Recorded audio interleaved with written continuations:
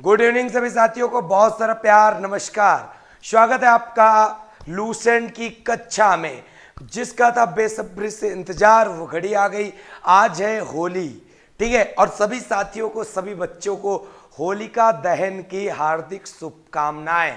और हमें पता है सब लोग अभी होली जलाने जाएंगे, लेकिन उसके पहले पढ़ लिया जाए, ठीक है। उसके पहले पढ़ लिया जाए, बहुत जरूरी पढ़ाई हो जाएगी, आज मजा आ जाएगा। चलो बहुत बढ़िया सभी बच्चों को। हाँ, क्लास लेट में हुई क्योंकि कल थोड़ा सा समस्या आई थी टेक्निकल की। टेक्निकल जैसा अगर भाषा में हम बोले, जो ये तार वार फैले होते उसका, ठीक है, तो आज समस्या थी।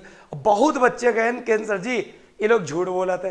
अरे भैया झूठ बोले को ठेका ले रखा का, हम खुदे ले मन रहा है क्लास, लेकिन जब नहीं चला तो हम क्या करी, ठीक है। चलो धीरज, गौरव और रविकांत सभी बच्चों को गुड इवनिंग। गुड इवनिंग बेटा, बहुत सारा प्यार, नमस्कार।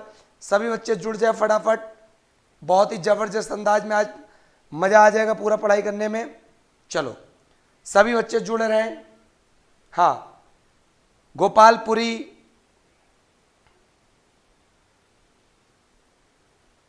चलो बहुत बढ़िया सभी बच्चों को गुड इवनिंग। Good evening. एक सेकेंड, तुम्हारे लोगों ने थोड़े कमेंट खोल लिए और अच्छे जेमा देखा पड़े। चलो अब देखा पड़ा।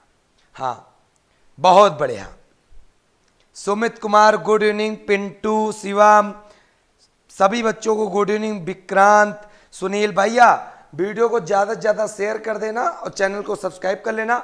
आज जो लूसेंट की यूनिट 2 है और आज लेक्चर नंबर 3 है, आज चलेगी थोड़ी मैराथन लंबी क्लास, ठीक है। तो सभी लोग वीडियो को शेयर कर देना। बहुत ही जबरदस्त टॉपिक जिसमें सब बच्चा होता है कंफ्यूज। जिसका नाम है प्रागैतिहासिक काल। क्या नाम है?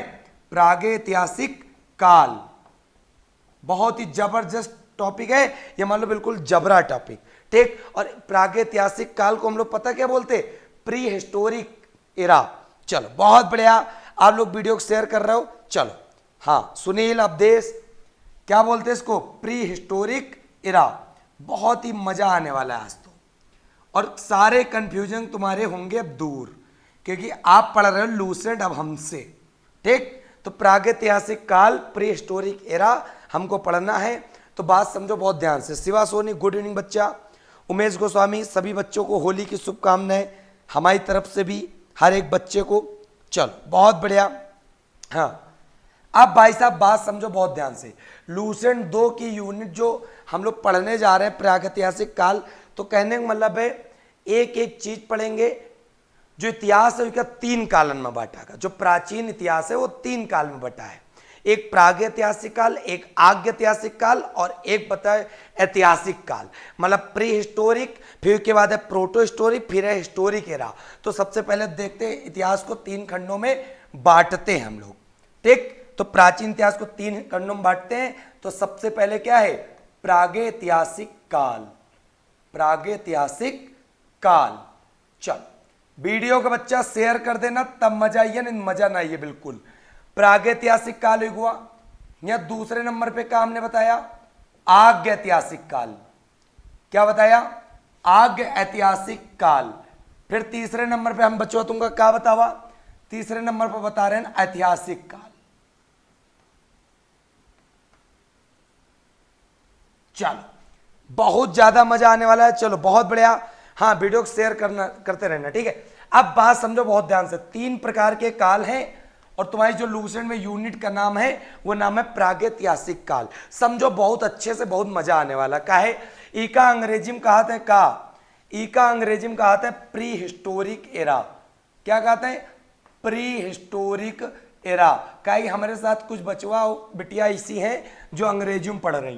Pre historic era. और आग्यैतिहासिक का कहते हैं proto historic era. Proto historic era. और ऐतिहासिक काल को कहते हैं हिस्टोरिक एरा, ठीक। 3 काल में हम लोगों को चीजों को पढ़ना है। तो बात समझो बहुत ज्यादा मजा आने वाली है। अब बात समझना हमारी बादशाह। सबसे पहले प्रागैतिहासिक काल कहते किसे? प्रागैतिहासिक काल हम किसे कह देंगे? तो याद रखना, ऐसा काल, मतलब जिस काल में इतिहास की घटनाओं का उल्लेख तो है लेकिन लिखित फॉर्म में नहीं है। इतिहास की घटनाओं का उल्लेख, कोई विवरण लिखित फॉर्म में नहीं मिलता है। एक प्रकार से कह सकते हो इतिहास की घटनाओं का जो विवरण है वो लिखित फॉर्म में नहीं है, मतलब लिखा हुआ कहीं पर नहीं है। तो कैसा है वो? उस काल को क्या कहते हैं? उस काल को हम लोग प्रागैतिहासिक काल के नाम से जानते हैं। फिर बात करते हैं आग्यैतिहासिक काल किसे कहते हैं। तो आग्यैतिहासिक काल याद रखना, इसमें जो विवरण है लिखित तो मिले परंतु पढ़े नहीं जा सके। भैया क्या फायदा ऐसे कालों का जिस काल में जो घटनाएं हैं उनके बारे में लिखी हुई चीजें तो मिली लेकिन पढ़ी नहीं जा सकी, उसको नाम दिया गया आग्यैतिहासिक काल। और कौन सा ऐसा काल है जहां पर चीजें ठीक ढंग से मिली भी और पढ़ी भी जा सकी, वही का कहा गया क्या? ऐतिहासिक काल। कहने का मतलब है कौन सा ऐसा काल है जहां पे विवरण घटनाओं को लिखा हुआ तो मिला, साथ में पढ़ा भी जा सका, उसको कहते हैं ऐतिहासिक काल। तो भैया पहले बात तो कंफ्यूजन बिल्कुल छोटा सा होगा, दूर। ठीक, चलो अभी शर्मा, शालिनी गुप्ता, बिल्कुल बहुत बढ़िया। धर्मेंद्र, हाँ चलिए, मजा आ रहा है ना भाई? मजा तो आना ही है। अच्छा, हैंड राइटिंग बहुत बढ़िया। तो भैया का शेयर न करियो का, शेयर और लाइक को करिए, हम तो करबे ना, हम तो बस पढ़ा पाइबे तुमका लेटे बहन और कुछ तो बहन नहीं। ठीक, तो भैया बात समझो बहुत ध्यान से। कहा समझियो, इनका जरा सा टाइम पीरियड देख लेते हैं। कैसे टाइम पीरियड देख रही, इनका जो प्रागैतिहासिक काल माना जाता है वो 35,000 बीसी से कितना माना जाता है? तो याद रखना 35,000 बीसी से 2500 बीसी तक। भैया 32,500 साल प्रागैतिहासिक काल था। कितने साल? 32,500 काल, याद रखिएगा। फिर तो यहां पर तो एक बात क्लियर होगी, क्योंकि बीसी और एडी तो हम पहले लेक्चर में तुमको समझावे ना है। तो जो ये वाला काल है वो 2500 बीसी से 1500 बीसी तक माना जाता। कितना? 1500 बीसी तक। इसको कहते हैं आग्यैतिहासिक काल। अब सबसे बड़ा एग्जाम्पल मैं तुमको दे दूं। आग्यैतिहासिक काल में एक तरीके से हम लोग पढ़ेंगे कौन सी सभ्यता? हम लोग पढ़ेंगे हड़प्पा सभ्यता। हड़प्पा सभ्यता का मतलब हुआ, इसी को हम लोग कहते हैं क्या? अथवा सिंधु घाटी सभ्यता। चाहे हड़प्पा सभ्यता कह लो, चाहे सिंधु घाटी सभ्यता कह लो। ये हम लोग पढ़ेंगे किसमें? आग्यैतिहासिक काल में। क्लियर? इतनी बात क्लियर है भाई? वीडियो को शेयर करते रहना, मजा बहुत आने वाला है। ठीक है, चलो फिर ऐतिहासिक काल।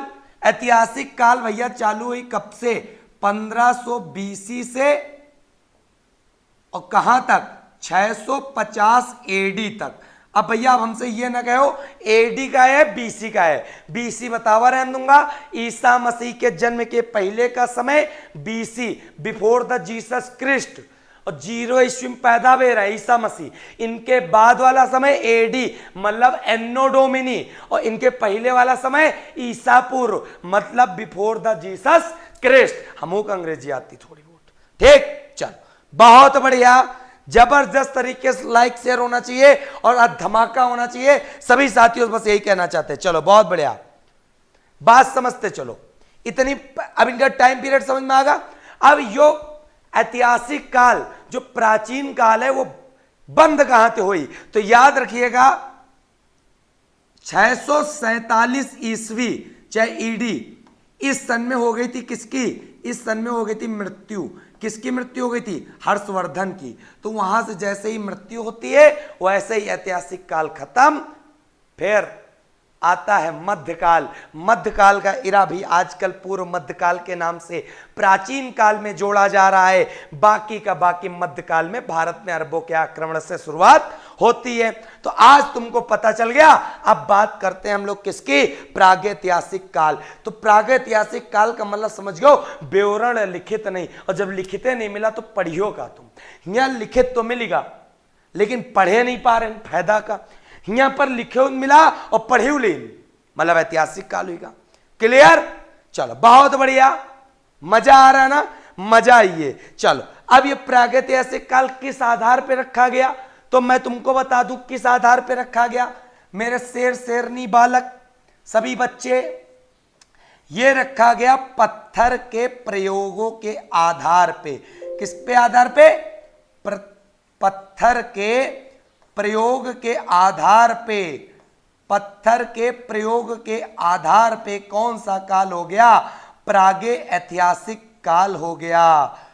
क्या से क्या हो गया? तो पत्थर के प्रयोग के आधार पे प्रागैतिहासिक काल हो गया। और यहीं से प्रश्न तुम्हारा क्या बन गया, अभी हम तुमको बताएंगे। एक एक जबरदस्त अंदाज में बैटिंग होगी, वरना नहीं। और जब पत्थर का प्रयोग करते रहे तो इसीलिए इस काल को, और क्या काल नाम दे दिया गया? इसीलिए इस काल को नाम दे दिया गया पाषाण काल। पाषाण काल। और पाषाण को क्या बोलते? पाषाण को बोलते पत्थर, मतलब स्टोन एज। मतलब स्टोन एज। चाहे पाषाण काल बोलो चाहे स्टोन एज बोलो। और पाषाण काल इसका नाम क्यों पड़ा? क्योंकि पत्थर के प्रयोग के आधार पे इस काल का निर्धारण है, इसीलिए इसका नाम पड़ा प्रागैतिहासिक काल। और सबसे लंबा काल इतिहास में यही है, 35,000 बीसी से 2,500 बीसी तक, मतलब 32,500 साल तक रहा। क्लियर? अब भैया पाषाण काल तुम्हें समझ में आ गया, तो पाषाण काल के भेद हुए 3। पाषाण काल के भेद हुई जाइए यहां पर कितने? 3। तो इसको हम लोग ऊपर करते आसानी से और जबरदस्त तरीके से। अब सबसे पहले समझते हैं का पाषाण काल के बारे में। तो यहां पर लिख लेते हैं पाषाण काल। और चाहे पाषाण काल को और क्या बोल लो, पाषाण काल को चाहे और बोल लो प्रागैतिहासिक काल।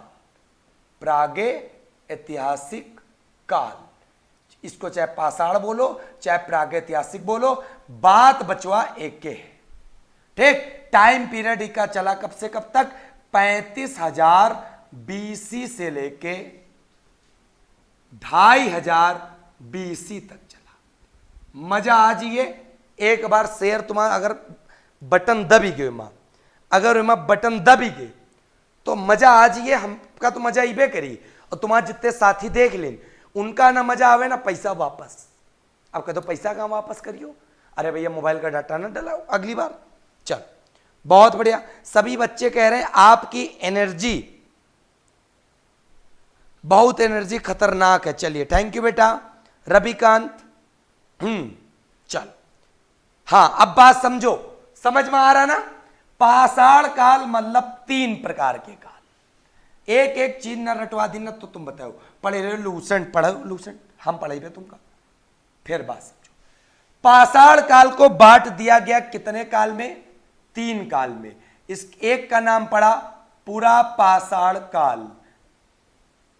पैलियोलिथिक एरा या एज। दूसरे का पड़ा मध्य पाषाण काल। क्या पड़ा? मध्य पाषाण काल, मेजो। और तीसरे का पड़ा नव पाषाण काल, नियोलिथिक। तो सारे के सारे पाषाण काल कितने भाग में बट गए? तो पाषाण काल को 3 भागों में विभक्त कर दिया गया। एक का नाम रखा गया पूरा पाषाण काल, एक का नाम रखा गया मध्य पाषाण काल, और एक का नाम रखा गया नव पाषाण काल। अब बात समझना। बहुत बच्चा कह रहा होगा सर इसका भी टाइम पीरियड बताओ। बिल्कुल। अच्छा हमारी क्लास के तुम फैन हो गयो? अरे भैया फैन तो तुम हम तब हुई जब तुम वीडियो को शेयर करियो, तब वही मजा आइए। अब भैया सबसे पहले इनका टाइम पीरियड रहा 35,000 से 2,500। क्लियर? तो पूरा पाषाण काल का टाइम पीरियड कब से कब तक हुआ? तो भैया याद कर लो 35,000 बीसी से 10,000 बीसी तक। कौन चला? पूरा चले, पूरा चले। क्लियर? अब मध्य पाषाण काल ई कब से कब तक चले? 10,000 बीसी से 5,000 चले। कितने चले? 5,000 बीसी चले। ये बचे कितने? 5,000 से कहां तक जाएंगे? 2,500 तक जाएंगे। 5,000 से 2,500 तक जाएंगे को नव पाषाण काल। तो तीनों फिर बांट दिया हमने, 35 से 10 10 से 5, 5 से 2.5, तो पाषाण काल के तीनों भाग बट गए। क्लियर? आगे समझो, आगे का समझियो बहुत ध्यान से। अब पेपर में प्रश्न देखो का कहावत है। अब हम तुमका दिखेबे कैसे पढ़ा जात इतिहास।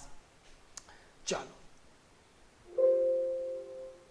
1 मिनट बस एक ऐसे थोड़ा कर ली, वैसे ज्यादा सरक कर। हाँ चल बचवा, अब क्या समझना है तो समझ मेरे वाला भैया। पूरा पाषाण काल में इंपॉर्टेंस का है।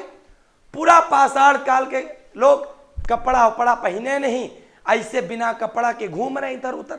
एक प्रकार से कहते खाना बदोश। जब उनका कुछ होते नहीं तो क्या करिए, कुछ न करिए, इधर उधर जब घूमिए तो क्या करेंगे। भूख तो लगी, भगवान पेट ऐसी चीज दे दी, तो जब भूख लगेगी तो कुछ दिखागा, शिकार मार दें। तो जब शिकार मार देंगे तो भाई साहब पेपर में प्रश्न आता है कि शिकार करना किस काल के लोगों का मुख्य व्यवसाय था। तो शिकार करना पूरा पाषाण काल के लोगों का मुख्य व्यवसाय था, क्योंकि ये लोग कैसे रहते थे, खाना बदोश रहते थे। इनका जीवन जीना आता ही नहीं था। भाई साहब हम दूंगा मजेदार पढ़े हुए, लेकिन तुम अगर वीडियो को ना शेयर करो ना बेकार, यो मान लो। अगर तुम ना शेयर करो बेकार। शिकार करना इनका मेन काम था, और ये लोग कैसे रहते थे, खाना बदोश। अब होता क्या था, दिक्कत क्या आ गई थी, ये बहुत शैतान लोग रहे, पाषाण काल के रहे, शिकार करते रहे। कबो को 2 बांस मिल जाए, बांस लेके जा रहे रगड़ जाए तो चिंगारी उत्पन्न हो जाए। कबो को 2 पत्थर ऐसे उठाए रगड़ जाए फिर चिंगारी उत्पन्न हो जाए। तो इससे पता यह चलता है कौन सा ऐसा काल है जहां पर आग का आविष्कार हुआ। तो आग का आविष्कार हुआ पूरा पाषाण काल में हुआ। तो भाई साहब 2 प्रश्न तुम पक्के कर लो, एग्जाम में पेपर ऐसे छपेगा तुम ऐसे उड़ा दोगे। शिकार करना कहां का मुख्य व्यवसाय, पूरा पाषाण काल का। फिर आग की खोज करना कहां का मेन व्यवसाय, पूरा पाषाण काल का। क्लियर? चलो बहुत बढ़िया, मजा आ रहा ना। 2 चीजें तुमको याद हो गई। अब मध्य पाषाण काल देखो हुआ क्या, ये लोग सीख गए का आग का आविष्कार करना। तो यहाँ ये प्रयोगों करी है, बहुत जबरदस्त प्रयोग करी है। लेकिन ये कहीं कि हम कब तक शिकार करते रहेंगे इधर उधर जानवरों का। तो ये सोचिन इस प्रकार तो जानवर समाप्त होते जा रहे हैं। तो कुछ लोग सोचिन कि पशुपालन करो। पशुपालन में क्या होगा, कम से कम 2-2 4-4 पशु तो अपने पास रख लें जाइए, वही कम से कम सुरक्षित तो रह जाइए, वरना लोग इसे मार के खा जाएंगे। जैसे पालतू कुत्ता हो का मार के तुम कबो ना खा पाइयो, लेकिन अगर इधर उधर टहला तो नागालैंड वाले ऐसे ऐसे चबा जी कच्चा। तो भैया ये लोग करना सीख गए का पशु पालन। तो पेपर में प्रश्न आता पशुपालन की आवश्यकता क्यों पड़ी। तो भैया हर बच्चा बोलेगा पशुपालन की आवश्यकता इसलिए पड़ी क्योंकि यहाँ पर हो रहे हैं शिकार, और शिकार हो रहे हैं तो इसका मतलब ये कहूं मार के खा लो, और पशुपालन में कुछ तो पालतू बना लो। क्लियर? तो पशुपालन मध्य पाषाण काल की खोज है। मध्य पाषाण पेपर में प्रश्न बहुत जबरदस्त था, पशुपालन मनुष्य ने करना किस काल में सीखा या किस काल में खोज हुई। तो मध्य में हुई। आग की खोज पूरा पाषाण काल में, शिकार करना पूरा पाषाण काल में। फिर भाई साहब बात समझो, जब पशुपालन करना सीखे तो पशुपालन काहे पीछे करें, पालतू खातिर, पशु बनावे खातिर। तो भैया ये अपन पहला पालतू पशु भी बना ले, पहला पालतू पशु भी बना ले। और सबको पता है मनुष्य का पहला पालतू पशु जिसका नाम है डॉग। क्या नाम है? डॉग, मतलब कुत्ता। क्लियर? एक एक प्रश्न जबरदस्त अंदाज में तुम्हें समझ में आ रहा होगा। चलिए बहुत बढ़िया गुलशन मलिक अभिषेक, चलो बहुत बढ़िया जबरदस्त भाई साहब शेयर कर रहा हूं। फिर पेपर में प्रश्न आता, क्या आता कि पशुपालन का उल्लेख सबसे पहले पता कहां से चला कि मध्य पाषाण काल वाले लोग पशुपालन करते थे। तो मध्य प्रदेश में एक मध्य पाषाण काल है, और मध्य प्रदेश मध्य पाषाण काल, और मध्य प्रदेश में एक जगह पड़ती है जिसका नाम है बचवा आदमगढ़। क्या नाम है? आदमगढ़। और मध्य प्रदेश में जगह का नाम है आदमगढ़, जहां पे सबसे पहले पशुपालन के साक्ष्य मिले थे, पशुपालन के साक्ष्य मिले थे। क्लियर? आदमगढ़। और एक जगह और नाम है, वो पड़ा था राजस्थान में। राजस्थान में उस जगह का नाम पड़ता बागौर। तो बागौर और आदमगढ़ ऐसे स्थान रहे जहां पर सबसे पहले पता चला कि मध्य पाषाण काल में आदमी पशुओं का पालत रहा। तो सबसे पहला पशु पालतू किससे बनाई से आदमी? कुत्ते को बनाया था। क्लियर? चलो भैया, बहुत बढ़िया, मजा तो तुमको आना चाहिए, और क्या चाहिए। फिर शिकार करे जानते रहे, अच्छे जानत रहे। तो जब शिकार करे जानत रहे, एक लोग क्या करीन, पता क्या करीन भैया? तो बात समझो, यो पूरा कॉन्सेप्ट एम होगा। शिकार कर जानत रहे तो भी औजार बनाना सीखते। औजारी काहे बनाया होता है पता तुमका? औजारी तांबा कुल्हाड़ी थोड़े बनाई न बे, औजारी बनाई पत्थर के। पत्थर का बना ली नुकीला और तीर धनुष में पत्थर खा के लगाए दिए, फेंक दिन, फाटते मरा, पशु मर गया। तो औजार बनाना सीखे कहे कि पत्थर के। तो औजार बनाने की कला किस काल में सीखे? तो मध्य पाषाण काल में सीखे। काहे के पीछे? शिकार आराम से होगा। क्लियर? चलो, इतनी बात उम्मीद करते समझ में आ गई।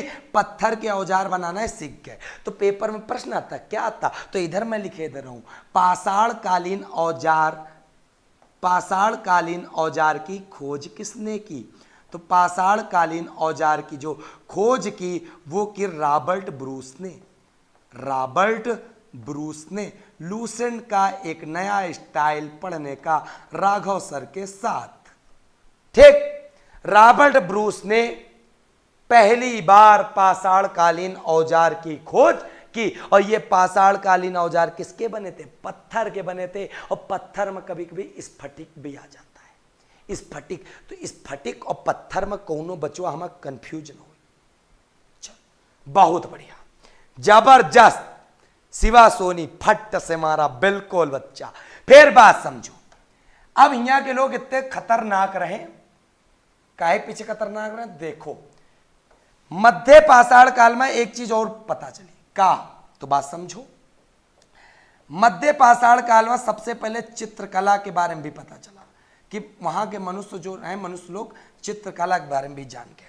और जब चित्रकला के बारे में जान गए तो पेपर में एक प्रश्न बिल्कुल छपा छपावा अबहू तक आ रहा कि सबसे प्राचीनतम साक्ष्य चित्रकला के कहां मिलते? प्राचीनतम मतलब सबसे पुराने। तो सबको पता है मध्य प्रदेश में सबसे पहले साक्ष्य पशुपालन के भी आदमगढ़ में मिले। तो सबसे प्राचीनतम साक्ष्य चित्रकला के कहां मिलेंगे? भीमबेटका मिलेंगे। कहां मिलेंगे भाई साहब? भीमबेटका। और भीमबेटका कहां पड़ता? भीमबेटका बच्चा बच्चा बोलेगा एमपी। तो क्लियर हो गई बात। प्राचीनतम चित्रकला के साक्ष्य सबसे पहले मध्य पाषाण काल में। और क्या स्थल जहां पे प्राप्त हुआ तो वो स्थान कौन सा? भीमबेटका। कहां पे? मध्य प्रदेश में। फिर पेपर में प्रश्न आएगा, भीमबेटका किसके लिए फेमस है? पत्थरों पर चित्रकारी के लिए फेमस है या शैल चित्रों के लिए फेमस है? शैल चित्रों का मतलब पत्थर होता है। क्लियर? पत्थर पे लिखे हुए चित्र। तो मजा आ रहा हो तो भाई ठोको लाइक एक बार। चलो, बहुत बढ़िया, क्या बात है मनीष कुमार।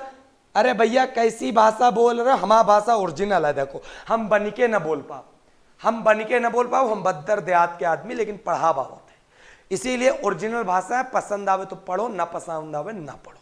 चलो भैया, क्लियर? मजा आ रहा, सभी बच्चन का मजा आ रहा, क्या बात है। चलो फिर आगे, ये पशुपालन तो करते रहे, पालतू पशु जब पशुपालन करते रहे, ऐसे शिकार करते रहे, पशु मार के खावत रहे, क्योंकि औजार बना लेने। जब इनका शिकार नहीं मिलत रहे ना, ये उठा देते रहे, अपन पालतू पशु मार डरते रहे, फिर खा जाते रहे। तो पालतू पशु मार के भी खा जाओ मध्य पाषाण। इतने खतरनाक आदमी। जब कुछ मिल नहीं रहा और लगी भूख, तो जब भूख लगी तो अपन भैया कुत्ता जिंदा, आओ भैया तुम ना मारो, उड़ा दिया, काम खत्म। क्लियर? फिर भाई साहब, फिर भाई साहब क्या सीखोगे आप लोग? हम पहुंचते हैं नौ पाषाण काल में। यहां देखा आपने शिकार लोग कर रहे हैं, शिकार कर रहे हैं, उसके बाद यहां पे पशुपालन कर रहे हैं। और पशुपालन जब करने लगे तो लोगों को लगा खाने के लिए अनाज होने चाहिए। तो यहां पे नव पाषाण काल में इनके पास पशु भी हो गए, इनके पास आग भी हो गई। तो इन्होंने क्या कर दिया, कृषि का खोज। तो पेपर में प्रश्न तभी तो आता है, कृषि का आविष्कार किस काल में हुआ? तो कृषि का आविष्कार नव पाषाण काल में हुआ। हर एक बच्चा बोलेगा। और जब कृषि का आविष्कार कर दिन, अब कृषि के लिए भैया क्या हुई, सामान इधर उधर आवे जावे लगे, खाद्यान्न, तो मतलब बैलगाड़ी चाहिए। तो बैलगाड़ी के लिए बैलगाड़ी में कहा लगे हुए चाहिए, पहिया। तो पेपर में प्रश्न आता है, पहिए की खोज किस वर्ष किस काल में हुई? तो पहिए की खोज भी नव पाषाण काल में हुई। हर एक प्रश्न समझ में आ रहा होगा जबरदस्त तरीके से। चलो बहुत बढ़िया। हाँ, अब कृषि में बच्चा पूछ रहा है, सर जी प्राचीनतम साक्ष्य कौन कौन सी पहली फसल रहा है? तो हम तुमको फसल में बता दे रहे हैं बहुत अच्छे से। एक फसल याद रखियो, सबसे पहली फसल तो इनकी रहा गेहूं। कौन रहे? गेहूं। पेपर में प्रश्न आता है, गेहूं के साथ में एक नाम और आवत है जौ। काहे पीछे आवत जौ? तो पेपर में प्रश्न आता है, गेहूं और जौ किसके लिए फेमस है? मतलब गेहूं और जौ का पहला साक्ष्य सबसे पहले कहां मिला? तो याद रखना, मेहरगढ़ में। सबसे पहला साक्ष्य गेहूं और जौ का मेहरगढ़। और मेहरगढ़ पड़ता है बलूचिस्तान। कहां पड़ता है? बलूचिस्तान। और यहीं पर फसल में एक याद रखिएगा, चावल। चावल भी उपजाए लगे रहे। तो चावल के लिए फेमस स्थान कौन सा है? चावल के लिए फेमस स्थान है कोल्डी हवा। कोल्डी हवा। और कोल्डी हवा पड़त यूपी में। कहां पर? इलाहाबाद के पास। और चावल के लिए सबसे पहले साक्ष्य कोल्डी हवा में मिल रहा है। भैया पूरा का पूरा एक एक जबरदस्त तुमको बता दी, बिल्कुल मजे से। अब बताओ कई का समझ में आया, कई का समझ में नहीं आया? रविकांत, अंजलि, चलो बहुत बढ़िया। हर एक बच्चे का प्रश्न समझ में आ गया होगा। हाँ, बच्चा पूछ रहा, सर जी मानव द्वारा बनाया गया पहला औजार कौन सा रहा है? तो पहला औजार याद रखिएगा, इसको करते हैं एक शब्द छोटा और इसको पहुंचाते हैं इधर। ठीक, अब यहां देखो बहुत अच्छे अच्छे प्रश्न। प्रथम औजार याद रखना, हर एक बच्चा याद रखेगा। प्रथम औजार जिसका नाम था कुल्हाड़ी। क्या नाम था? कुल्हाड़ी। और सबसे बड़ी बात, कुल्हाड़ी किसकी बनी होती थी? तांबे की। किसकी? तांबे की। तो पेपर में प्रश्न आता है, क्या आता है कि जो मनुष्य द्वारा खोजी गई पहली धातु कौन सी थी? तो पहली धातु का नाम क्या था? तो पहली धातु का नाम था तांबा। क्लियर? तो पहली धातु का नाम रहे तांबा। चलो बहुत बढ़िया। और पहली फसल गेहूं। और गेहूं का पहला साक्ष्य, चावल का पहला साक्ष्य, हर एक प्रश्न तुमका हम बता दें। बहुत बढ़िया। फिर प्रश्न ये, पाषाण कालीन मनुष्य का प्राचीनतम साक्ष्य कहां मिला? प्राचीनतम साक्ष्य मतलब समझो, पाषाण कालीन मनुष्य का सबसे पहले कंकाल। एक ए बी स्टार बना के लाइन लिख लो, पाषाण कालीन मनुष्य का प्राचीनतम साक्ष्य। मनुष्य का प्राचीनतम साक्ष्य कहां मिला? तो भैया सब बच्चा बच्चा बोलेगा कहां मिला? नर्मदा घाटी के निकट। कहां मिला? नर्मदा घाटी के निकट। क्लियर? भाई साहब पूरा का पूरा कॉन्सेप्ट तुम्हारा हो गया खत्म। प्रागैतिहासिक काल वाली यूनिट हुई खत्म। अब बात करते हैं हम लोग अगली यूनिट। आज हमने कहा ही है संडे है और आज होली का शुभ अवसर है, तो आज हम लोग 2 यूनिट उड़ाएंगे। एक इसके बाद कौन सी नंबर है? तीसरी यूनिट लगा लो, सिंधु घाटी सभ्यता। भैया देखो मात्र हम खत्म कर दिन आधा घंटा में प्रागैतिहासिक काल, और इतने ज्यादा प्रश्न कबो जीवन में बनी है ना। ठीक, तो तुम्हारा काम है अब वीडियो का कर दो एक बार शेयर, और जो बच्चा लाइक नहीं करिस अपन वीडियो का लाइक का बटन दबा दो। फिर हम आगे बढ़ी जोश के साथ।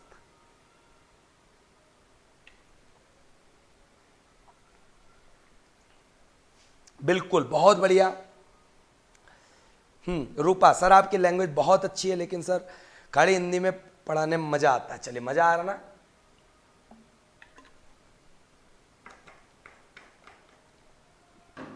चलो भाई साहब, अब ले आनंद, परमा आनंद वाला काम चालू होता है। यूनिट 3 मुने जायसवाल अच्छे समझ में आ गया तो भैया काहे शेयर लो के लगाओ शेयर और लाइक दबाओ। ठीक, चलो। Shiva Soni superstar, thank you बेटा।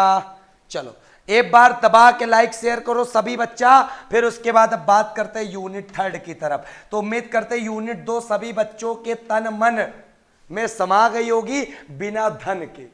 बिना धन के सभी बच्चों के तन मन में दूसरी यूनिट प्रागैतिहासिक काल की समझ में आ गई होगी। आज तक बच्चा हमारा रहा हुई कंफ्यूज, अब कबो ना हुई कंफ्यूज, क्योंकि अब पढ़ रहा है वो राघव सर से लूसेंट की क्लास। ठीक, तो लूसेंट की क्लास अगर तुम पढ़ रहे हो हमसे तो बच्चा भूल जाओ, कबो कंफ्यूजन हो।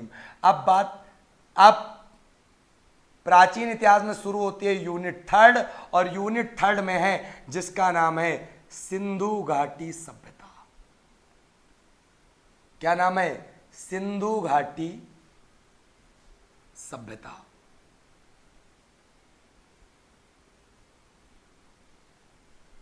ठीक, सिंधु घाटी सभ्यता। फिर भाई साहब बात मजा आने वाली है बहुत जबरदस्त, सिंधु घाटी सभ्यता। बिल्कुल, चल बहुत बढ़िया। गुड इवनिंग बालक सभी बच्चा का। चलो बहुत बढ़िया, बिल्कुल। अरे वीडियो का लाइक करो, शेयर करो, खूब मना कर दूंगा बिटिया। चल चलो, अब बात करते हैं सिंधु घाटी सभ्यता यूनिट 3। तो सबसे पहले सिंधु घाटी सभ्यता के बारे में समझो बहुत ध्यान से। हमने आपको बताया उसमें पाषाण काल के बारे में तो बता दिया। सिंधु घाटी एक प्रकार से कौन से काल की सभ्यता है? तो सिंधु घाटी एक प्रकार से आग्य ऐतिहासिक काल की सभ्यता है। और आग्य ऐतिहासिक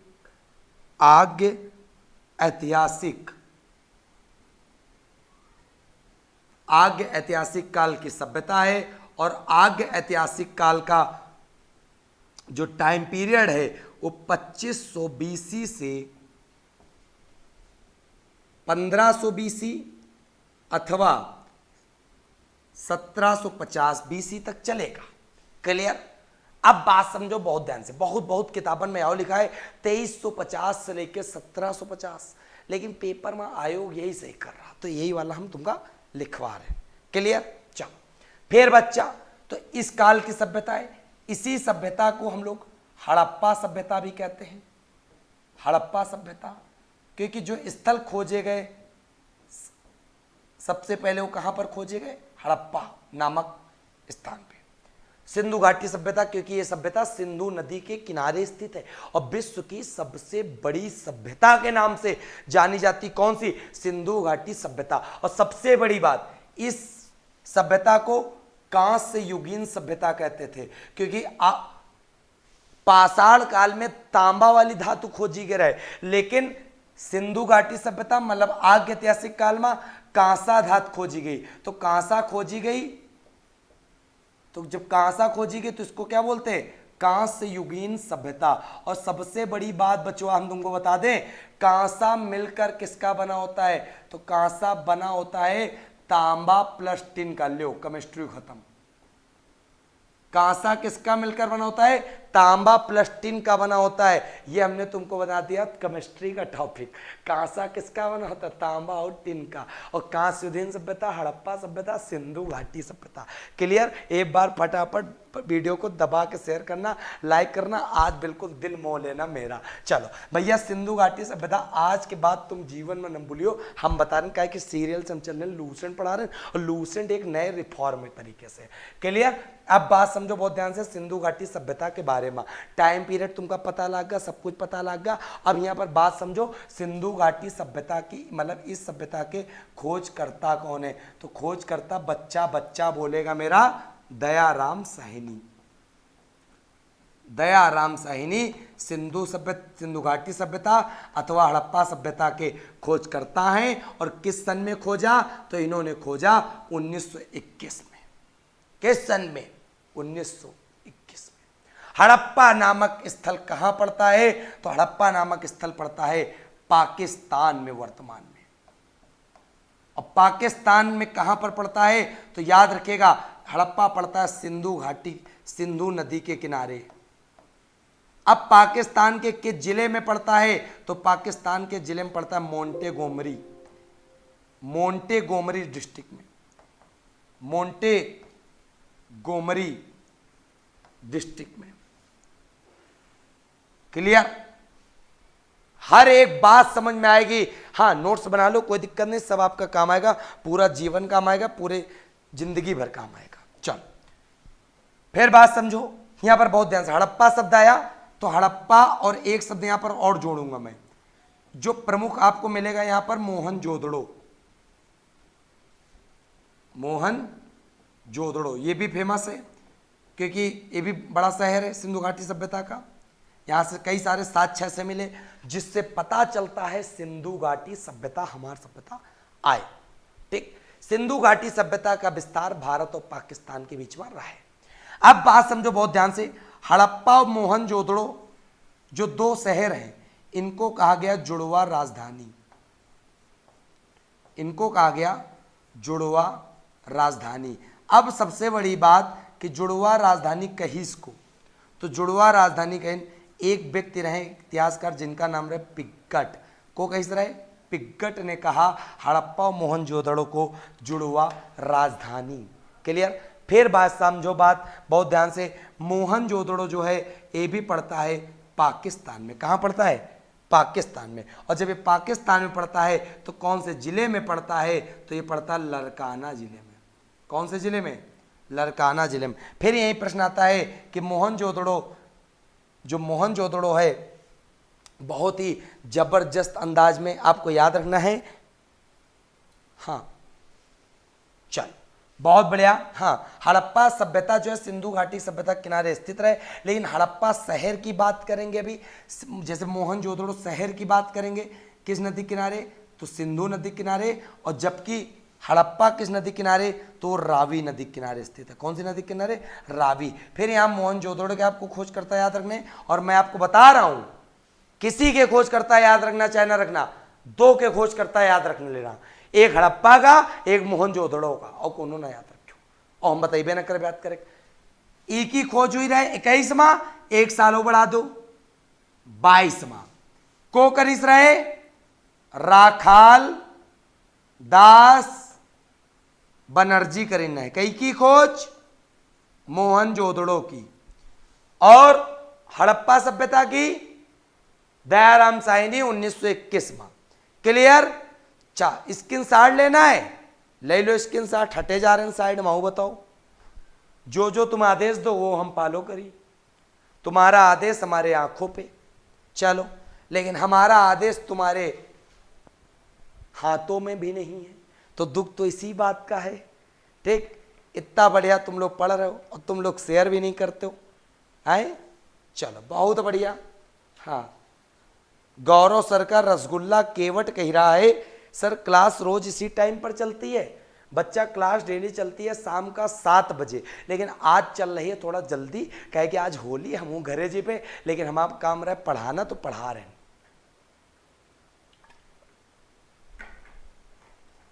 चलो बहुत बढ़िया। अब बात समझो बहुत अच्छे से आगे। तो खोज करता है, इतने पता चल गए, नदी पता चल गए, तुमका अच्छे से आ गया होगा। आगे बात समझो भैया, यहां पर लगा लो का सिंधु घाटी सभ्यता के बारे में कई सारी चीजें जो बतावे में हमका आज ही मजा और तुमका समझे में आज ही मजा।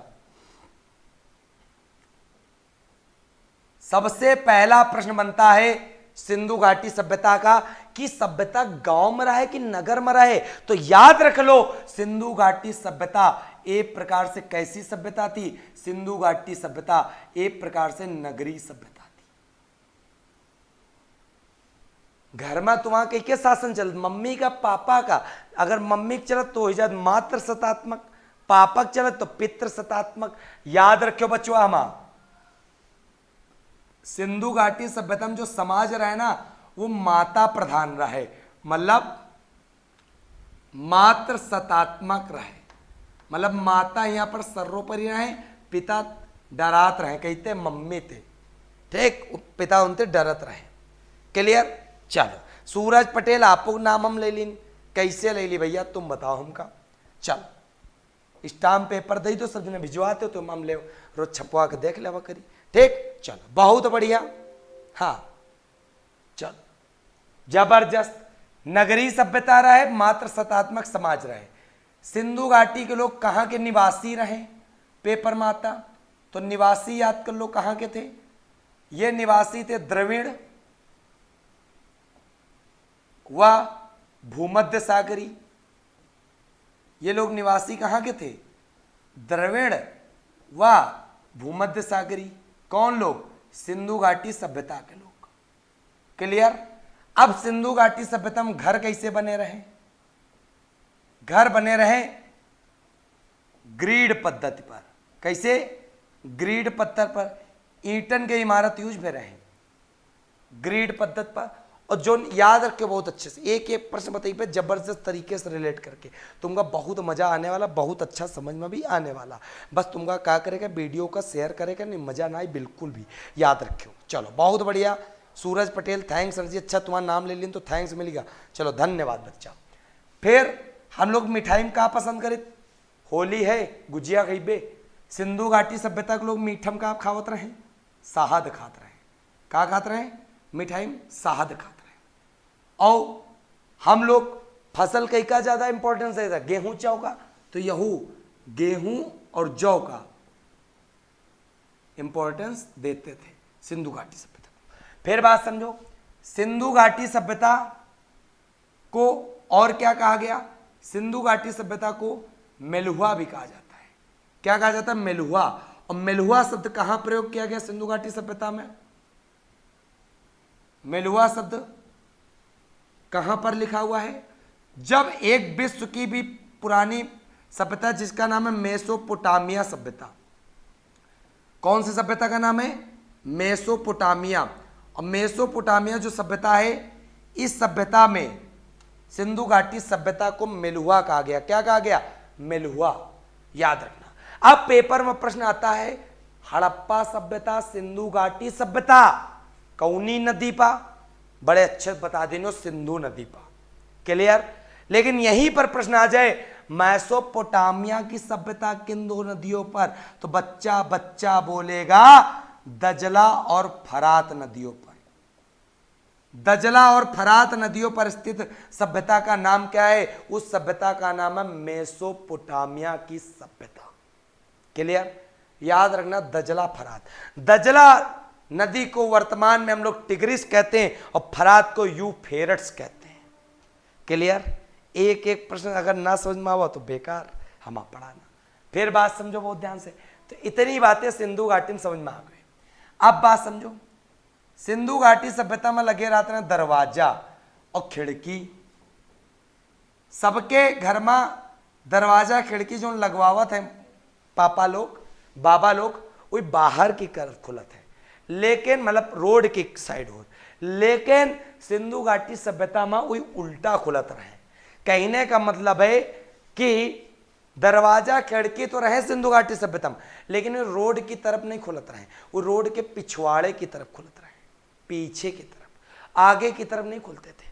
तो पेपर में प्रश्न आता, कौन सा ऐसा शहर था, कौन सा ऐसा शहर था जहां पे दरवाजे और खिड़की आगे की ओर खुलते थे। तो याद रखिएगा, लोथल एक एजिप्शन में है, मतलब अपवाद में है, जहां पर दरवाजा खिड़की कैसी खुलत रहे, आगे की ओर। अब बच्चा हमसे पूछ रहा लोथल कौने राज्य में सर जी, तो लोथल पड़ता है गुजरात में और सिंधु घाटी सभ्यता का प्रमुख नगर है कौन, लोथल।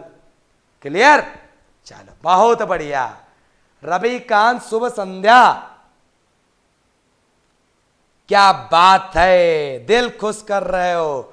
चलो भाई साहब, फिर बात आती है सिंधु घाटी सभ्यता के 4 प्रमुख स्थल जो 4 दिशाओं में थे।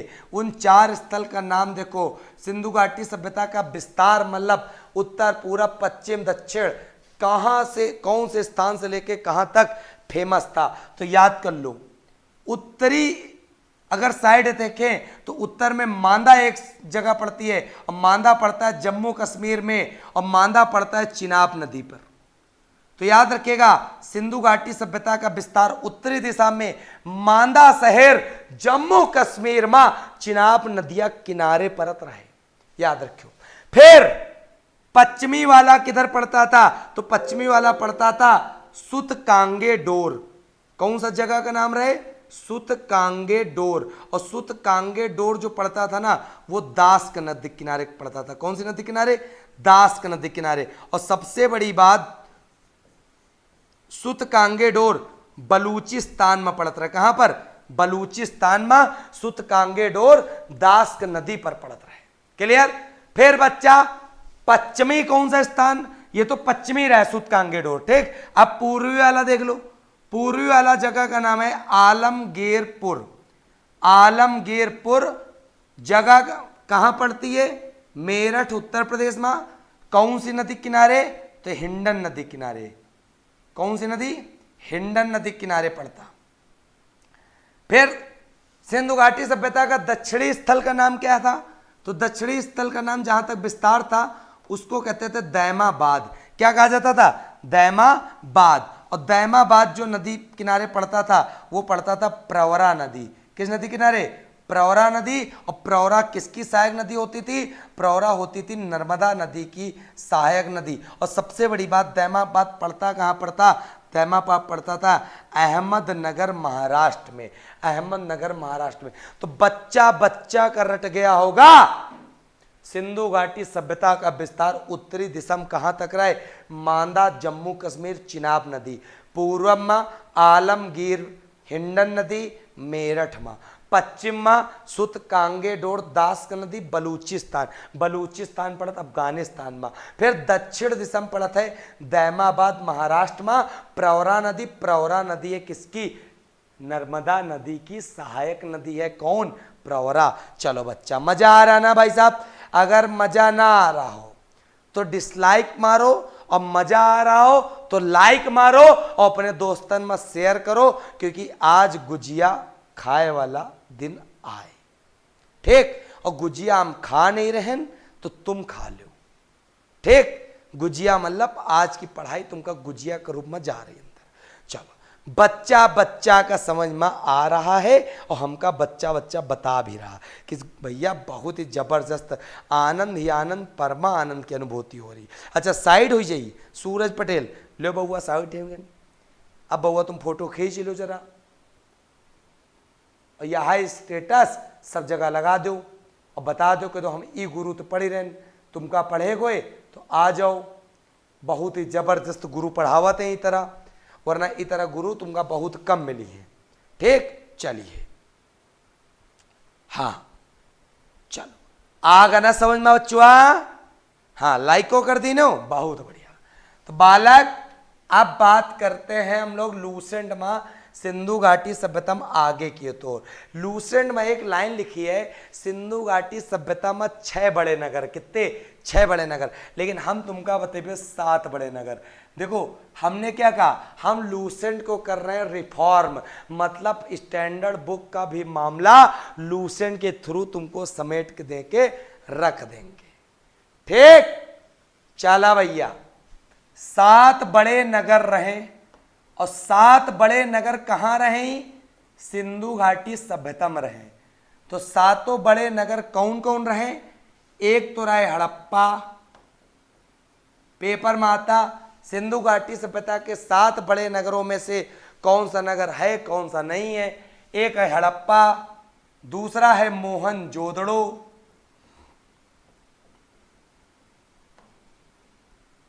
तीसरा है लोथल, चौथा है धौलावीरा,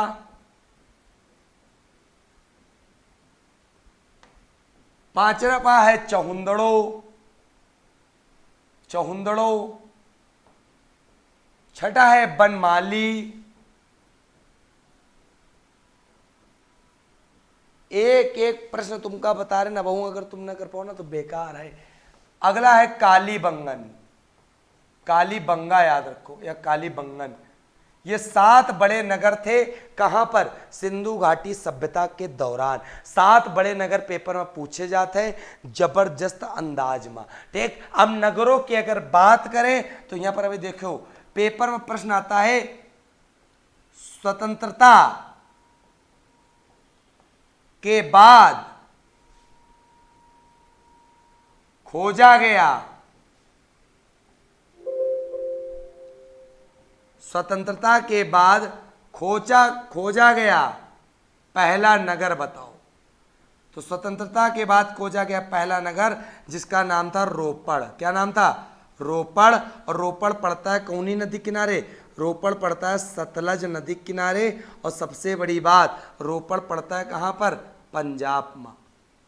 पंजाब में पड़ता है सतलज नदी किनारे। स्वतंत्रता के बाद खोजा गया पहला नगर यह है। ठीक, फिर पेपर में प्रश्न आता है स्वतंत्रता के बाद सबसे ज्यादा स्थल कहां मिले?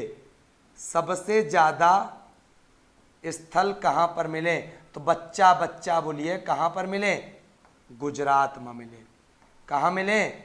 गुजरात में मिले। क्लियर? अब नगरों के बारे में देखो, बहुत धमाका कटने वाला है। सबसे पहले तुमका बात बता दी कई का, कालीबंगन का। सबसे पहला प्रश्न तो यही आता है कालीबंगन नगर में का पूछा जाए। कालीबंगन नगर में सबसे पहले पूछा जाए कौने राज्य में है? राजस्थान। दूसर पूछा जाए कौनी नदी किनारे? तो घग्गर नदी किनारे। तीसर पूछा जाए नक्काशीदार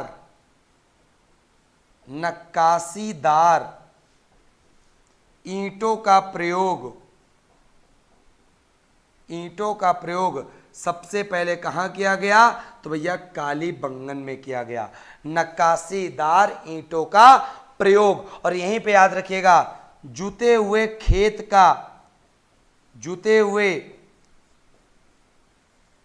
के साक्ष्य कहां मिले बच्चों? कालीबंगन में मिले। फिर याद रखियो कालीबंगन में एक प्रश्न और पूछा जाता, कालीबंगन का अर्थ क्या है? तो बच्चा बच्चा बताता है कालीबंगन मतलब काली चूड़ियां। डरा जाओ सब जने हैं। कालीबंगन का मतलब है काली चूड़ियां। एक एक प्रश्न उम्मीद करते बच्चों को दिमाग में बिठ रहा होगा। नहीं भी बिठ रहा होगा, बैठाने की कोशिश आप लोग करो। और अगर कोशिश नहीं कर रहे हो तो बिल्कुल ही गलत बात है। ठीक, चलो बहुत बढ़िया। हाँ, हैप्पी होली का है। चलो सभी बच्चों का हैप्पी होली जबरदस्त अंदाज में। ठीक, फिर बात समझो बहुत जबरदस्त अंदाज में। का समझियो? कालीबंगन तो समझ में आ गया तुमका अच्छे से। राजस्थान में है, घग्गर नदी किनारे है। पूरा मामला क्लियर होगा। कालीबंगन के बाद समझो बहुत जबरदस्त नगर कौन सा है? तो दूसरा नगर आप समझो जे का नाम है मोहनजोदड़ो।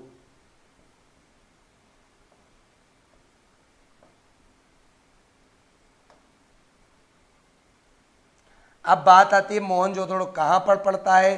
तो मोहनजोदड़ो पड़ता है पाकिस्तान में। कौनी नदी किनारे पड़ता है? तो सिंधु नदी किनारे पड़ता है। सबसे बड़ी बात आती है मोहनजोदड़ो का अर्थ क्या है? तो मोहनजोदड़ो का अर्थ है मृतकों का टीला।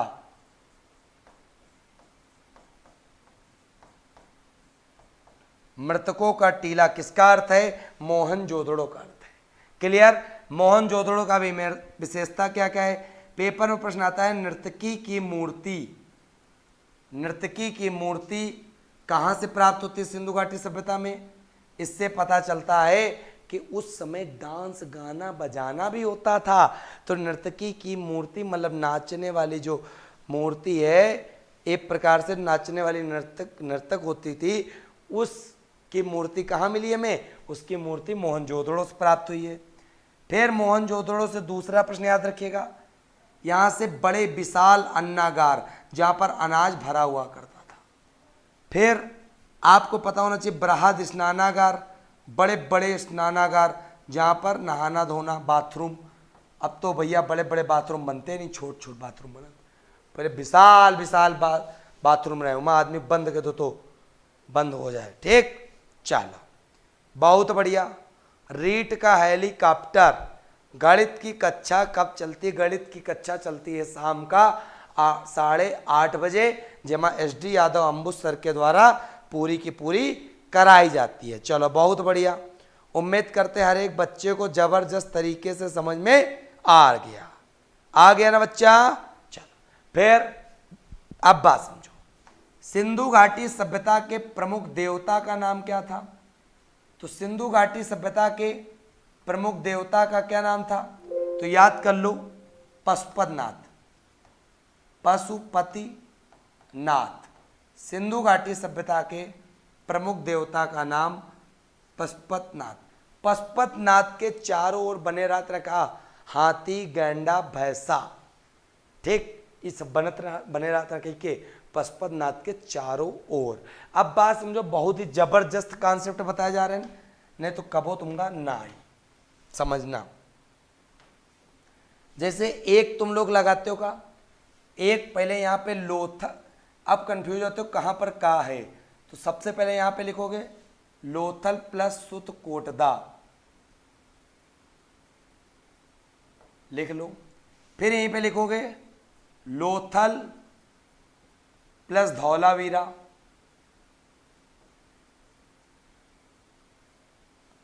लोथल प्लस धौलावीरा।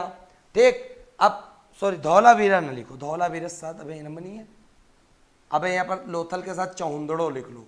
क्या लिखोगे? चौहुंदड़ो। ठीक, चौहुंदड़ो हो गया। फिर यहीं पे याद रखिएगा, लोथल के साथ एक लिखियोगे रंगपुर और एक लिखियोगे कालीबंगन। लोथल प्लस, बहुत बड़े बच्चा शेयर आज नहीं करे तुम लोग, आए कौनो बात नहीं, रंगपुर और प्लस लोथल प्लस कालीबंगन।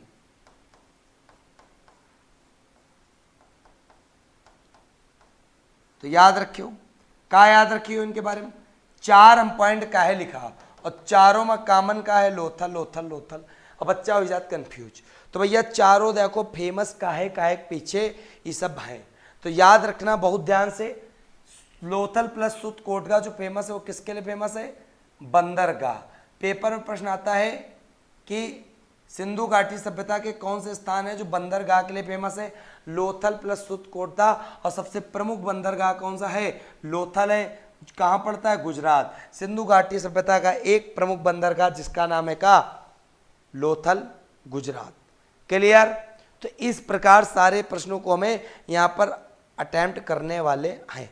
फिर बात समझो, लोथल प्लस चौहुंदड़ुम का है मनके बनाने के कारखाने लगाए गए, मनके बनाने के कारखाने कहाँ पर? लोथल प्लस चौहुंदड़ों। ठीक, फिर लोथल प्लस रंगपुर में चावल के दाने, चावल के दाने कहाँ से मिले? लोथल प्लस रंगपुर से। चावल धानो यहाँ पर कह सकते हो। और लोथल प्लस कालीबंगन तो पता कहाँ पर है? यहाँ पर मिला रहे अग्नि कुंड। अग्नि कुंड कहाँ से प्राप्त होते सिंधु घाटी सभ्यता में? लोथल प्लस कालीबंगन, और यहाँ पर लोथल प्लस कालीबंगन प्राप्त होता है युग्म समाधियाँ। युग्म समाधियाँ एक प्रकार से जो कब्र होती थी उसमें लोगों को कैसा लगाया जाता था? उसमें लोगों को गाड़ दिया जाता था, मतलब जोड़े में लोग युग्म समाधियाँ, युग्म मतलब क्या? पेयर, कपल, जोड़े में रहते थे। क्लियर होगी बात? एक एक बात समझ में आ गई होगी। फिर चावल के दाने लोथल रंगपुर। अगर पेपर में आ जाए चावल का प्रथम साक्ष्य कहाँ पर? चावल का प्रथम साक्ष्य आंख बंद करके लगा देना लोथल। ठीक, एक एक प्रश्न बता रहे हैं। घोड़े के अवशेष कहाँ पर? सुत कोटगा, सुत कोटदा। ठीक भैया, एक एक प्रश्न तुमका समझ में आवा? अब बताओ, कमेंट करके बताओ तुमका इतना समझ में नहीं हुआ? चारों का कौने हिसाब से हमको रिलेट की नहीं और कबो ना भूलियो। लोथल प्लस सुत कोटदा मतलब डा आ गया तो बंदरगाह है। चौहुंदड़ो, चौहुंदड़ों का होता? चौहुंदड़ों कारखाना लगे मन के बनाने के। और लोथल पर रंगपुर, रंगपुर मतलब चावल के दाने जब खाओगे तो शरीर में कई सारे रंग आएंगे, तो मतलब रंगपुर हो गया। लोथल प्लस कालीबंगा, तो कालीबंगा है तो अग्निकुंडों मिली है और युग्म समाधियों मिली, क्योंकि कालीबंगा का अर्थ ही क्या है, कालीबंगा का अर्थ है काली चूड़ियां। चल, तो उम्मीद करते हर एक बच्चे को बहुत अच्छे समझ में आया होगा। बड़ी खुशी की बात है कि एक एक बच्चे को समझ में यहाँ पे आ रहा है। हाँ देखो, यहाँ पर जो लोग मंदिर मंदिर मंदिर तो मिलते ही नहीं, मंदिर तो यहाँ मिलते ही नहीं थी, तो सिंधु घाटी सभ्यता में, सिंधु घाटी सभ्यता में एक तरह से कह सकते हो, अगर पूजा की बात करें, पूजा की मतलब ये लोग क्या पूजा वूजा करते थे, तो लोग पूजा करते थे, वृक्ष की भी करते थे, वृक्ष पूजा पहले करते थे, मात्र देवी की उपासना भी करते थे, मात्र देवी। ये लोग उर्वरता की देवी जो फसल उगाती थी उसकी भी पूजा करते थे। कौन? सिंधु घाटी सभ्यता के लोग। अब याद रखिएगा, पूजा में सिंधु घाटी सभ्यता में कहीं पर भी मंदिर का उल्लेख नहीं मिलता था। मंदिर मतलब उस समय नहीं बनाए जाते थे। क्लियर? याद रखिएगा। और जो स्वास्तिक चिन्ह नहीं देखते तुम लोग, ये वाला, ये भी देन है किसकी? ये भी देन है सिंधु घाटी सभ्यता की, स्वास्तिक चिन्ह। क्लियर? तो एक प्रकार से समझ में तुम्हें आ गया होगा। मनोरंजन में ये लोग क्या करते थे? मनोरंजन में शिकार करना, मछली पकड़ना, पक्षियों को आपस में लड़ाना, इस तरह के सारे क्या थे? इस तरह के सारे इनके मनोरंजन थे। याद रखिएगा। अब बात आती कि जब इनकी मृत्यु होती थी तो मृत्यु में क्या होता था? ये शव को जलाते थे कि दफनाते थे? तो जलाना और दफनाना दोनों प्रकार के काम ये लोग मृत्यु के बाद शव को करते थे। दफनाते भी थे, जलाते भी थे। अब जो जलाए जाते थे वो कहाँ जलाए जाते थे? वो जलाए जाते थे मोहनजोदड़ो में जलाए जाते थे। और जो दफनाए जाते थे वो कहाँ दफनाए जाते थे? वो दफनाए जाते थे हड़प्पा में। कहाँ पे? हड़प्पा में। तो ये भी आपको क्लियर हो गया होगा। एक एक प्रश्न। फिर ये लोग बर्तन का यूज करते थे, तो बर्तन जो यूज करते थे कौन सी मिट्टी के होते थे? बर्तन लाल मिट्टी के बर्तन होते थे, लाल मिट्टी के बर्तन। फिर यही प्रश्न आता है कि जो आग में पकी हुई जो मिट्टी के बर्तन होते थे उनको क्या कहते थे? तो आग में पकी हुई मिट्टी को जो बर्तन होते थे उसको हम लोग टेराकोटा कहते थे। ठीक। अब यहीं पर क्या होता था? इस समय तराजू, इलेक्ट्रॉनिक कांटा सब कुछ अवेलेबल है। वहाँ पर माप तौल की इकाई क्या हुआ करती थी? माप तौल की इकाई, तो याद रखिएगा 16 के अनुपात में मापते थे।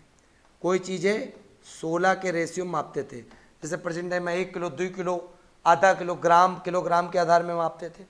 इसमें समझ में आ गया। क्लियर? राम गुप्ता, अच्छा मजा आ गई तुमको तो। चलो बहुत बढ़िया। बस तुम समझो और हमको क्या चाहिए यार। ठीक। तो भैया इस प्रकार पूरा का पूरा समाप्त हो जाता है। क्या समाप्त हो जाता है? सिंधु घाटी सभ्यता। ठीक। तो तुमको पता चला सिंधु घाटी सभ्यता, हड़प्पा रावी नदी किनारे, मोहनजोदड़ो सिंधु नदी किनारे, लोथल भोगवा नदी किनारे और कालीबंगन घग्गर नदी किनारे। एक एक क्लास तुमको बता दिया। अमन जी कह रहे हैं फ्री क्लास होता है, तो बच्चा कौन सा पैसा तुम ले रहे हैं? अब बच्चा सभी लोग वीडियो को एक एक बार लाइक कर दियो। ठीक। क्योंकि 2 यूनिट हम कर लिया है कंप्लीट। कौनी? एक कर लिया प्रागैतिहासिक काल और एक हम कर लीन है कौन? एक हम कर लीन है सिंधु घाटी सभ्यता, मतलब हड़प्पा सभ्यता खत्म कर लीन है। ठीक। अब बात करबे हम लोग आगे, लेकिन आज न करीबे, वो करीबे कल शाम का 7 बजे। लेकिन कलो न करबे, काल थोड़ा सा हम जेबे घरे अपने। ठीक। हम जेबे घरे, तो अब मिलबे हम दूंगा परसों शाम का 7 बजे थे। 30 मार्च 2021 का शाम 7 बजे से। अब मिलेंगे। आज होली आए तो हमू जा रहे घरे, तो तुम पढ़ो अपन आराम से, रिवीजन करो, और परसों से फी खींचना चालू करेंगे। 2 यूनिट हम खींच के रखवा देंगे। सूरज पटेल स्क्रीन शॉट लेना है तो ले लो स्क्रीन शॉट। और सभी बच्चन का होली की हार्दिक शुभकामनाएं। ठीक, जबरदस्त अंदाज में होली खेलो, बढ़िया मजे से। ठीक, और वीडियो को शेयर कर देना। चलो अब मिलवे कब? परसों शाम का 7 बजे, जब हमारा कक्षा हुई 7 बजे के लिए परसों मिलवे। चलो तो साथियों, कोई दिक्कत तो नहीं? कल हम होली खेल रही ना? कमेंट करके बता दो, कमेंट करके बता दो कल होली खेल लें कि ना खेल लें बच्चा। चलो बहुत बढ़िया। Priya Solanki best class sir, best class, बहुत बढ़िया। लेखराज क्लास का टाइम 7 बजे शाम को लगता है। मुनेश जोनवाल को समझ में आएगा। प्रवीण, नीलेश जी आज मैथ की क्लास नहीं होगी क्योंकि आज होली है। अब मुझे सर मनाइए होली, काल ले हैं क्लास तुम्हारा। ठीक, अच्छा मुनेश आपने ऐसी क्लास नहीं देखी। चलो बहुत बढ़िया, हैप्पी होली हैप्पी होली। तो हमका होली पर गिफ्ट तुम लोग का दे रहे हो? गुजिया तो दे न पैयो। तो वीडियो का सब जने आज स्टेटस में लगा दे हैं और कह दो हमारे गुरु तो पढ़ लो, और गुरु तो हमारे पढ़े लेने हो तो दोबारा लूसेंट का कौनो किताब पढ़े का हो सकता है जीएस में तुमका ना पढ़ी। ठीक, तो एक बार आज अपने अपने स्टेटस में लगा देनो गुरु का होली के उपलक्ष्य में त्योहार में गिफ्ट। और 5-5 10 लोगों का सब्सक्राइबर जुड़वा डालो कि तो जुड़ जाओ भैया। फिनिक्स परिवार है, ज़्यादा बड़ा परिवार रही, आत्मसम्मान लेके चली, बात इज्जत की रहेगी। ठीक, चलो तो सब बच्चन से हमको उम्मीद है प्यार है। ठीक, उम्मीद है प्यार है। सब लोग आराम से बहुत बढ़िया शेयर करेंगे वीडियो को। हाँ दिव्यांका जी बहुत अच्छा पढ़ाते हो, थैंक यू बेटा। हाँ happy Holi Prabhakar. Practice set भी कराएंगे, ख़त्म तो होने दो, थोड़ा 5-5 10 टॉपिक ख़त्म होने दो, फिर कराएंगे प्रैक्टिस सेट। हर एक चीज़ करेंगे लूसेंट का भैया, यो मान चलो लूसेंट में हर एक चीज़ करेंगे, बस तुमका पढ़ेगा भाई साहब। चलो भाई साहब अब तुमसे हम लेते विदा, और मिलेंगे हम तुमको परसों शाम का 7 बजे। दिन है मंगलवार शाम की 7 बजे। तो साथियों विदा लेते हैं, तब तक के लिए आप अपना ख्याल रखिए। जय हिंद, जय भारत, वंदे मातरम।